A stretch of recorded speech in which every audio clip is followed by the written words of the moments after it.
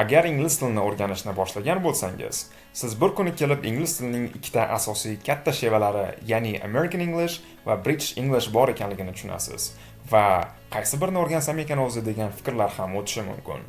Ularning asosiy farqlari talaffuz va ba'zi bir so'zlarda. Ammo General English, ya'ni umumiy ingliz tili Amerikada ham, Britaniya, Avstraliya va Hindistonda ham bir xil. Shuning uchun shunchaki umumiy ingliz tilini o'rganing. Lekin shunda ham ikkalasi orasida tanlov qilmoqchi bo'lsangiz, American Englishni tavsiya qilaman. Birinchidan, American English so'zlashuvchilari Kanada bilan qo'shib hisoblaganda qariyb 400 million. Angliyada esa 62 million, ya'ni 6-7 baravar kam aholi istiqomat qiladi.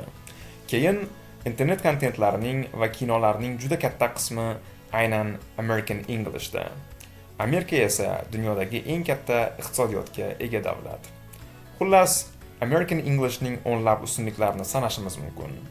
Ha aytgancha, agar siz ham ingliz tilini o'rganmoqchi bo'lsangiz, biz yozgan Uplift English ilovasidan foydalanishingiz mumkin.